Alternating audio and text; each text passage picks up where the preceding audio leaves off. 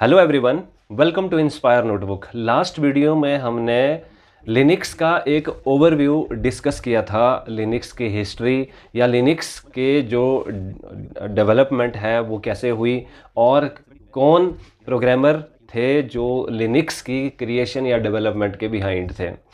और आज हम बिगिनर के लिए ही लिनक्स की कुछ इंपॉर्टेंट कमांड्स डिस्कस करेंगे, वो कमांड्स जो ज़्यादातर एग्ज़ाम में पूछी जाती हैं। राइट। तो इन कमांड्स को स्टार्ट करने से पहले आप लोगों को मैं बता दूं कि एक वर्ड है, it is terminal. Right. So terminal क्या होता है? टर्मिनल वो इंटरफेस है या वो एप्लीकेशन है या वो एंड है जहां से यूज़र कमांड एंटर करता है। राइट। दो तरह के लिनक्स में शेल है, अगर आप लिनक्स का आपको स्ट्रक्चर पता होगा। एक जो शेल है इट इज़ CUI यानी कि कैरेक्टर यूज़र इंटरफेस। जो दूसरा जो शेल होता है it is GUI, graphical user interface. ये जो कमांड टर्मिनल की मैं बात कर रहा हूँ, जिस एप्लीकेशन एंड की बात कर रहा हूँ, जिस इंटरफेस की मैं एंड कर रहा हूँ जहाँ से हम कमांड लिखेंगे, इट इज़ प्योरली CUI यानी कि कैरेक्टर यूज़र इंटरफेस बेस्ड है ये। अब इस टर्मिनल में क्या होता है? इस टर्मिनल से यूज़र कमांड एंटर करता है। कोई भी एडमिनिस्ट्रेटिव टास्क हो, कोई भी यूज़र का टास्क हो, रूट यूज़र का टास्क हो, वो टास्क परफॉर्म करने के लिए, रूटीन टास्क हो या कोर लेवल का टास्क हो, वो परफॉर्म करने के लिए जिस एंड से कमांड्स इशू होती हैं उस एंड को या उस एप्लीकेशन को टर्मिनल कहते हैं। आपको मैं कुछ इंपॉर्टेंट टर्मिनल्स रिकॉल करवाना चाहूँगा। ये लिनक्स के टर्मिनल्स की मैं बात नहीं कर रहा हूँ, ये पॉपुलर टर्मिनल्स हैं जो command as a command console हम इनको कहते हैं। जैसे आपने कमांड प्रॉम्प्ट के बारे में सुना होगा। राइट। ये जो कमांड प्रॉम्प्ट है it is command terminal bye Microsoft. यानी कि अगर आपने डॉस की कमांड्स को परफॉर्म करना है या डॉस की कमांड से कोई टास्क परफॉर्म करने हैं तो आपको कमांड प्रॉम्प्ट विंडो का ओपन करना पड़ेगा, जैसे cmd.exe को रन करके। यानी कि कमांड प्रॉम्प्ट या cmd.exe डॉस की कमांड के लिए होता है। वैसे लिनक्स की कमांड के लिए टर्मिनल आपको डाउनलोड करना पड़ेगा या टर्मिनल आपको ओपन करना पड़ेगा जहां से आप कमांड्स परफॉर्म करेंगे। जैसे आप लोगों ने सीक्वल एक लैंग्वेज का नाम सुना होगा। सीक्वल में भी कमांड्स होती हैं जो आप जैसे DDL कमांड्स हैं, DML कमांड्स हैं, TCL है, DCL है। ये जो कमांड्स हैं ये किसी ऑपरेटिंग सिस्टम की कमांड्स नहीं है। ये डेटाबेस को क्रिएट करने के लिए, डिस्ट्रॉय करने के लिए, मैनिपुलेट करने के लिए सीक्वल की कमांड्स हैं। अब जिस एंड पे इन कमांड्स को परफॉर्म किया जाता है वो भी एज अ टर्मिनल ही है। जैसे सीक्वल का जो कमांड कंसोल है, अगर ओरेकल का आप देखेंगे सीक्वल स्टार प्लस करके आता है आपका, ये भी एक कमांड टर्मिनल है। ये डेटाबेस की कमांड को ट्रिगर करने का है। बट कंप्यूटर पे OS के लिए अगर कमांड्स इशू करनी है तब आपका ये वाला टर्मिनल नहीं चलेगा। डॉस बेस्ड के लिए cmd.exe चलेगा या आपका लिनक्स के लिए आपका सिंपल टर्मिनल ओपन होगा। राइट। तो ये जो टर्मिनल है ये कैसा होता है, आप यहाँ स्क्रीन पे देख रहे हैं कि इस तरह का इंटरफेस होता है जहाँ से हम कमांड्स एंटर करते हैं। यानी कि कोई भी टास्क परफॉर्म करना हो, ये तब करेंगे हम जब हम CUI मोड में। GUI से तो माउस से सारे काम होते हैं। राइट फ्रॉम फाइल क्रिएशन से लेके, फोल्डर क्रिएशन से लेके, उनकी डिलीशन से लेके उनकी मॉडिफिकेशन तक GUI में तो माउस का यूज़ होता है। बट CUI में हम यूज़ करते हैं कीबोर्ड का। राइट। तो कौन कौन सी कमांड्स हैं जिनको हम टर्मिनल से इशू करेंगे? जो सबसे पहली कमांड है, ये 12th के इम्पॉर्टेंट जो 12th की जो NCERT जो करिकुलम है स्टेट बोर्ड में, HP स्टेट बोर्ड में, उसमें जो कमांड्स दी हैं हम उन्हीं कमांड्स को डिस्कस करेंगे। एक तो 12th के स्टूडेंट्स जो देख रहे हैं उनके लिए ये इंपॉर्टेंट है। दूसरा जो जूनियर ऑफिस असिस्टेंट या कंप्यूटर ऑपरेटर की प्रेपरेशन कर रहे हैं, स्टेट गवर्नमेंट एग्जाम की तैयारी कर रहे हैं, उनके लिए भी बहुत ज़्यादा इंपॉर्टेंट है। तो कौन कौन सी कमांड्स हैं तो वो हम डिस्कस करते हैं। जो पहली कमांड हम डिस्कस कर रहे हैं वो है WHO कमांड, WHO। राइट। अगर आप टर्मिनल से इस कमांड को ट्रिगर करेंगे तो ये कमांड क्या काम परफॉर्म करेगी? ये कमांड सिर्फ जिस यूज़र का या जिस सिस्टम में जो यूज़र रजिस्टर्ड है उस यूज़र का नाम डिस्प्ले करेगा, या जितने भी यूज़र अकाउंट्स बने हैं। यानी कि एग्ज़ाम में क्वेश्चन अगर आएगा कि हु कमांड क्या टास्क परफॉर्म करती है, it displays all users in Linux system. यानी कि जो भी आपका सिस्टम है उसमें सारे के सारे यूज़र डिस्प्ले करना काम किसका है, हु कमांड का। टर्मिनल ओपन करो और हु कमांड ट्रिगर करो। और जो दूसरी कमांड है it is who am I, right. इन दोनों कमांड में क्या डिफरेंस है, ये मैं पहले हु एम आई बताता हूँ। हु एम आई क्या करता है, ये करंट कमांड यूज़र को डिस्प्ले करता है, कमांड यूज़र का नाम डिस्प्ले करता है, राइट। और डिफरेंस क्या है कि अगर आप हु कमांड आप इनपुट करोगे टर्मिनल पे, तो जितने भी यूज़र्स हैं उनकी एक लिस्ट बन के आएगी कि ये यूज़र है। जैसे फॉर एग्जांपल आपका ये मोबाइल फ़ोन है, जब आप हॉटस्पॉट किसी को देते हो तो बाय डिफ़ॉल्ट वहाँ पे एक नाम आता होगा आपके डिवाइस का जिससे ये रजिस्टर्ड है। वैसा ही जब आप हु कमांड दोगे तो कितने यूज़र्स हैं जो उससे एसोसिएटेड हैं वो हु से आएगा, या उस वक्त कमांड टर्मिनल पे कौन काम परफॉर्म कर रहा है, करंट यूज़र कौन है, वो आएगा हु एम आई से। Next command is your cal. Cal command से क्या होता है, कैलेंडर जनरेट होता है। आप स्क्रीन पे डेमो देख भी रहे हैं कि कैल कमांड मैंने ट्रिगर किया। आप मोबाइल फ़ोन पे भी ये टर्मिनल डाउनलोड कर सकते हैं, और क्योंकि हमारा जो मोबाइल है वो लिनक्स बेस्ड है तो लिनक्स की ये कमांड्स एटलीस्ट यहाँ पे परफॉर्म करेंगी। टर्मैक्स करके एक टर्मिनल का नाम है, टर्मैक्स। ये प्ले स्टोर से आप डाउनलोड करो और ये कमांड्स परफॉर्म करो। मोस्टली जो मेजर कमांड्स हैं वो इस पे परफॉर्म करेंगी। जिन कमांड्स को परफॉर्म करने को आपको प्रिविलेजेस मिले हुए हैं वो एटलीस्ट आप परफॉर्म कर सकते हैं। जैसे अभी मैं मोबाइल से जो स्क्रीनशॉट दिखा रहा हूँ, ये मोबाइल का स्क्रीनशॉट है जिसमें मैंने कैल कमांड को यूज़ किया है। जैसे ही मैं एंटर हिट किया वो देखो आपके पास कैलेंडर जनरेट हुआ। यानी कि कैल कमांड से क्या होगा, कैलेंडर जनरेट होगा, राइट। अब यहाँ पे आपको मैं स्विचेस के इंट्रोडक्शन दे रहा हूँ कि स्विचेस क्या होते हैं। देखो, अगर मैं सिंपल कैल कमांड दे दूँ तो डिफ़ॉल्ट जो भी कैलेंडर का फॉर्मेट है वो जनरेट होता है। सपोज मैंने क्या दिया, मॉडिफायर जे दे दिया, राइट। अब कैल कमांड को मॉडिफाई करेगा, इसकी वर्किंग को मॉडिफाई करेगा ये जे स्विच। यानी कि अब जूलियन कैलेंडर डिस्प्ले होगा। जूलियन कैलेंडर भी एक कैलेंडर का ही एक फॉर्मेट है। आपने ग्रेगोरियन कैलेंडर सुना होगा जिसमें जनवरी, फरवरी, मार्च, अप्रैल है। आप जैसे हिस्ट्री में आपने विक्रम कैलेंडर सुना होगा या शक कैलेंडर। ये वैसे ही एक जूलियन भी क्या है, कैलेंडर है, जैसे ग्रेगोरियन कैलेंडर है। जूलियन कैलेंडर को चेक करने के लिए आपको जे स्विच देना पड़ेगा। फॉर इंस्टेंस मैं जूलियन कैलेंडर नहीं चाह रहा हूँ, मैंने स्विच 3 दे दिया। 3 स्विच देने पे कैलेंडर 3 मंथ्स का जनरेट हो जाएगा। यानी कि प्रीवियस मंथ, करंट मंथ और नेक्स्ट मंथ। सपोज एग्जाम में आपको पूछा जाता है, 4 ऑप्शन दी जाती है कि कैल 3 से इन चारों ऑप्शन में से लिनक्स में क्या जनरेट होगा। सो आप टिक किस पे करेंगे, प्रीवियस मंथ, करंट मंथ और नेक्स्ट मंथ। सो कैल से इतना ही, या कैल आप ईयर का नाम देते हैं, जैसे 2018 मैंने दे दिया। सो 2018 का कैलेंडर जनरेट होगा। सो ये जो mkdir है ये नेक्स्ट कमांड है। ये कमांड होता है यूज़, क्यों यूज़ होती है, नई डायरेक्टरी को क्रिएट करने के लिए, राइट। डायरेक्टरी का मतलब होता है फोल्डर। जैसे विंडोज़ में फोल्डर है, इसे घबराना नहीं है कि डायरेक्टरी क्या चीज़ आ गई।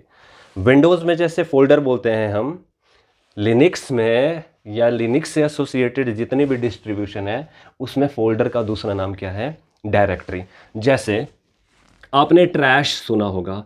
ट्रैश क्या है, लिनक्स में रिसाइकल बिन के लिए टर्म यूज़ होती है, जबकि विंडो में क्या होता है, रिसाइकल बिन यूज़ होता है ना। सो काम तो एक ही है इनका, ट्रैश का भी वही काम है जो रिसाइकल बिन का। प्लेटफॉर्म अलग है, विंडोज़ में you are having recycle bin और इन लिनक्स आप क्या बोलोगे, ट्रैश। वैसे ही डायरेक्टरी आप लिनक्स में कहोगे फोल्डर को और विंडोज़ में तो फोल्डर ही है। सो फोल्डर किससे बनते हैं, ये है mkdir। नोट कीजिए, mkdir command is use to create folder और डायरेक्टरी। तो कैसे है, जो इसका सिंटैक्स है, इट इज आप क्या करेंगे, टर्मिनल पे mkdir लिखोगे और उसके बाद आप उस डायरेक्टरी का नाम लिखोगे जिसको आप क्रिएट करना चाहते हैं, जिस नाम का फोल्डर आप क्रिएट करना चाहते हैं। फॉर एग्जाम्पल आप मेरे साथ देखिए, MKDIR डायरेक्टरी का नाम मैंने लिखा टेस्ट। तो क्या होगा, जिस करंट डायरेक्टरी में या जिस डायरेक्टरी में मैं ये कमांड इशू कर रहा हूँ, ट्रिगर कर रहा हूँ, वहाँ पे टेस्ट नाम का एक फोल्डर क्रिएट हो जाएगा। एग्ज़ाम में कंफ्यूज जो एग्जामिनर है वो क्वेश्चन क्या देगा, वो देगा, मैं एक और कमांड करवा रहा हूँ आपको, जैसे 5th नंबर की कमांड, वो देगा RM कमांड। ठीक है, RMDIR कमांड, कि RMDIR कमांड से फोल्डर रीनेम होता है या क्रिएट होता है। क्रिएट होने के लिए MKDIR है, RMDIR होता है किसी फोल्डर को रिमूव करने के लिए। याद रखना, 4 ऑप्शंस में से RMDIR का क्या यूज़ है, आप लिखेंगे it is use to remove the existing directory. Right, आप लिख सकते हैं। कैसे यूज़ होता है, जैसे सिंटैक्स मैं आप यहाँ पे लिख रहा हूँ, RMDIR, यहाँ पे आप डायरेक्टरी का नाम लिखोगे, डायरेक्टरी का नाम you want to delete, right, the directory you want to delete, you will specify the name of that folder immediately after RMDIR। जैसे एग्जाम्पल मैं बताता हूँ, जैसे मैंने लिखा RMDIR टेस्ट, तो क्या होगा, जो टेस्ट नाम का मैंने फोल्डर बनाया था वो रिमूव हो जाएगा, यानी कि डिलीट हो जाएगा। एक कमांड है, ये है CD command. Right, CD command से क्या होता है, आप डायरेक्टरी को CD कर सकते हैं, यानी कि उसका पाथ चेंज कर सकते हैं। ये है चेंज डायरेक्टरी, जैसे, या किसी डायरेक्टरी पे आप डायरेक्ट जंप कर सकते हैं। ये है चेंज डायरेक्टरी कमांड, यानी कि चेंज फोल्डर कमांड। अब हाउ दिस कमांड वर्क्स, आप टर्मिनल पे CD के बाद सपोज करो आपने लिखा टेस्ट, अभी तो मैंने टेस्ट रिमूव कर दिया, सपोज करो ये टेस्ट नाम का आपके पास फोल्डर है, तो क्या होगा, आप इस टेस्ट फोल्डर के अंदर जाओगे, CD टेस्ट। अब इस फोल्डर से वापिस आना है, suppose you want to get out of this folder, या फोल्डर पहले you were into the folder, now you want to get out from this folder. So एक फोल्डर को आउट करने के लिए CD डॉट डॉट, राइट, या आप root या वापस आना चाहते हो तो आप CD विदाउट डॉट डॉट भी दे सकते हैं। यानी कि एग्जाम में इतना इन डेप्थ तो आपसे पूछा नहीं जाएगा, बट ये पूछा जाएगा कि CD कमांड का काम क्या होता है। It is use to change the directory. एक जो आज हम डिस्कस करेंगे, बाकी कमांड को फर्दर हम नेक्स्ट वीडियो में डिस्कस करेंगे, इट इज़, वो है आपकी कैट कमांड।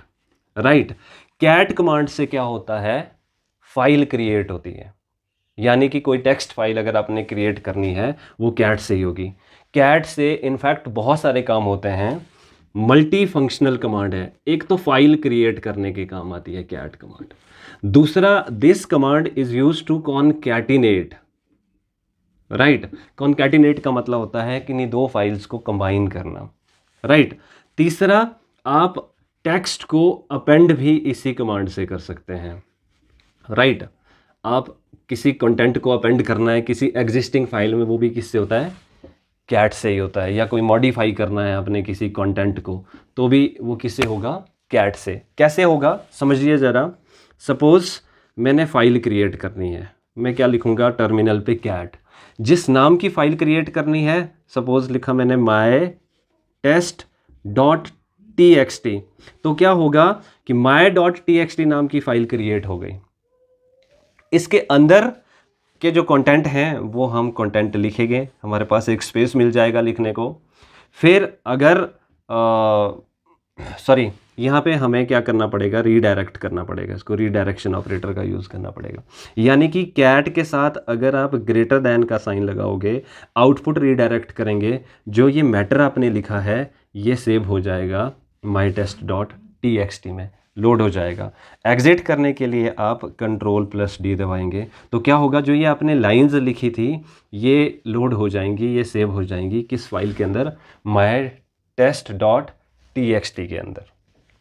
अब सपोज करो लेटर स्टेज पे आपने क्या लिखा था, आपने ये चेक करना है, तो आप क्या करेंगे, direct CAT my test dot T X T, आप इतना ही लिखोगे। तो क्या होगा, यहाँ पे मैंने रीडायरेक्शन ऑपरेटर का यूज़ नहीं किया। ये जो my test dot T X T है, इसके कंटेंट डिस्प्ले हो जाएंगे। यानी कि कैट कमांड से ना सिर्फ फाइल क्रिएट होती है, फाइल के कंटेंट को भी आप डिस्प्ले कर सकते हैं, राइट। एक काम है अपेंड, मैंने आपको कहा कि अपेंड भी होता है। अपेंड का मतलब ये होता है, सपोज अब मैं एक काम करता हूँ, ठीक है, मैंने ये कैट करके नेक्स्ट टाइम फिर से my test dot T X T लिखा, है ना। अब कोई लाइंस मैंने लिखी, फिर कंट्रोल प्लस डी किया, अब ये नई लाइंस लिखी मैंने। तो क्या होगा, क्योंकि इस नाम की फ़ाइल तो ऑलरेडी मैंने बनाई थी, राइट।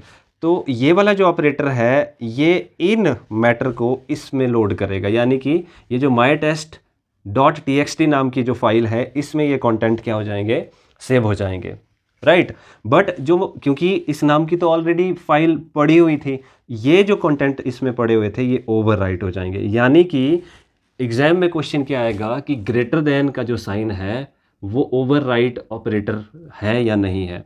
तो आप क्या लिखेंगे, yes this is overwrite operator also. यानी कि आउटपुट रिडायरेक्ट तो हो रही है, जो कंटेंट है वो इसमें जा रहे हैं, बट एग्जिस्टिंग कंटेंट जो थे वो क्या हो गए, ओवरराइट हो गए। अब आप लोग चाहते हैं कि कंटेंट ओवरराइट ना हो, तो आप क्या करेंगे, आप डबल ग्रेटर देन का यूज करेंगे। कैसे, सपोज दिस इज कैट, अब मैंने डबल ग्रेटर देन का यूज किया।